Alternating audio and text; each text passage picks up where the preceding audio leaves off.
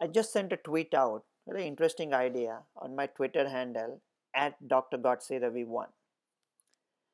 In Second World Wars, Britain was in deep trouble when Winston Churchill became British Prime Minister. Now there is a lot of talk about a British Prime Minister of Indian origin.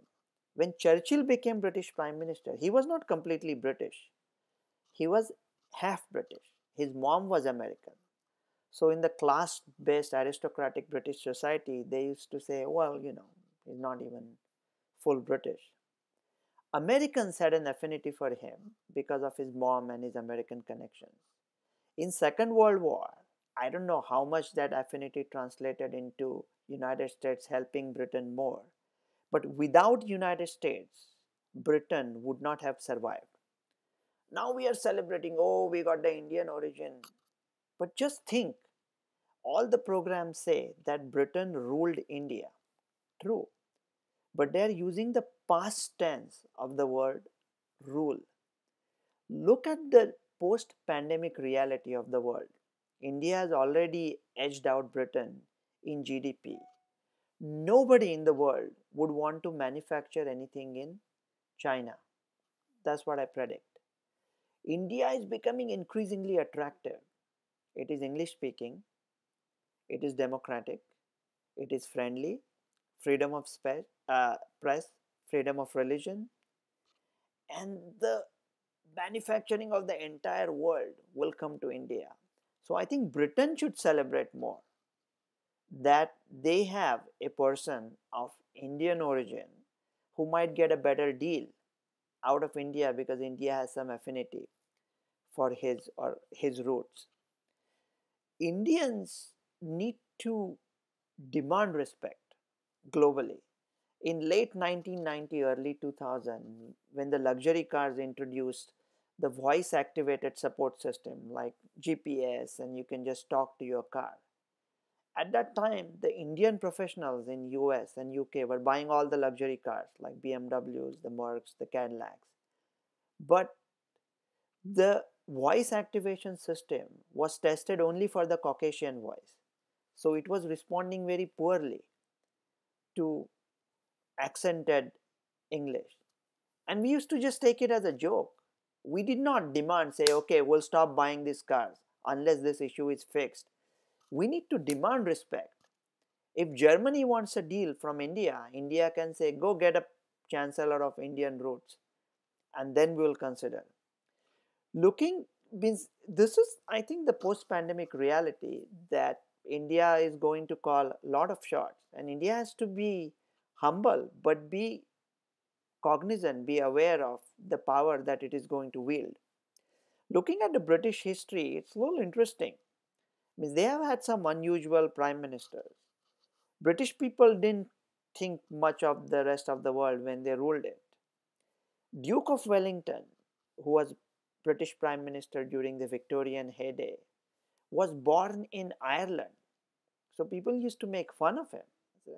He's just born in Ireland. In fact, he downplayed his Irish birth and he used to make jokes about it. He used to say, oh, just because you are born in a stable, you do not become a horse. This was, of course, a joke about Jesus Christ. And then he used to like totally trash his Irish roots. First Lord of Beaconsfield, Benjamin Disraeli, was Jewish extraction, the first Jewish world leader. He used to downplay his Jewishness. Mr. Sunak, like very proud of being Hindu and he speaks about it.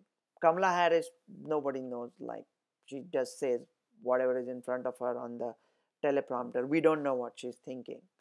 But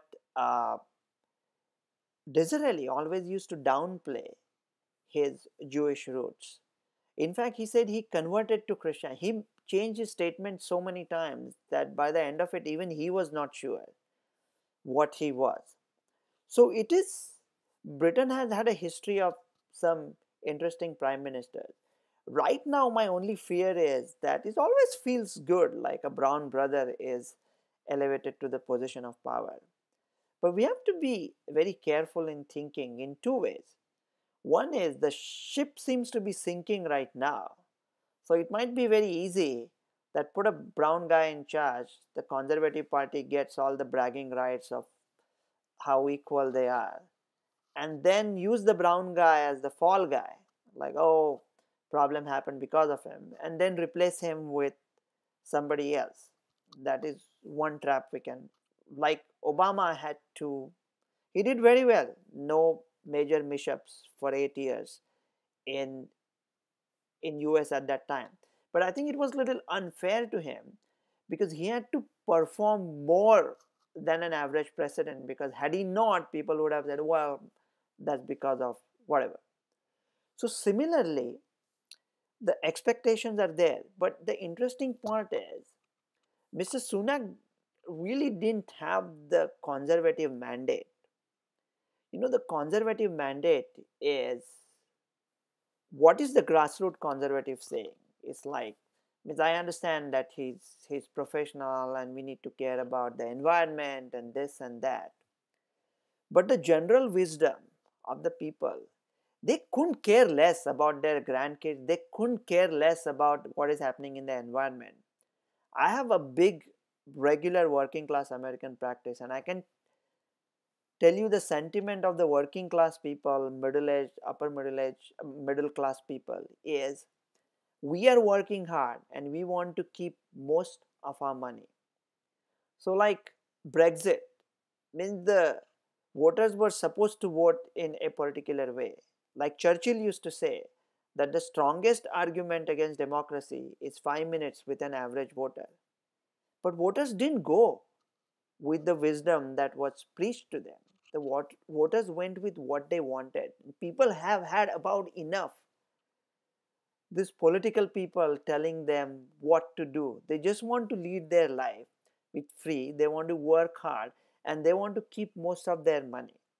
So the new British Prime Minister, as he saves the British economy with whatever deal he makes, has to reconcile with the basic truth that the conservative mandate, the people that put this party in power, the basis of their is cutting taxes.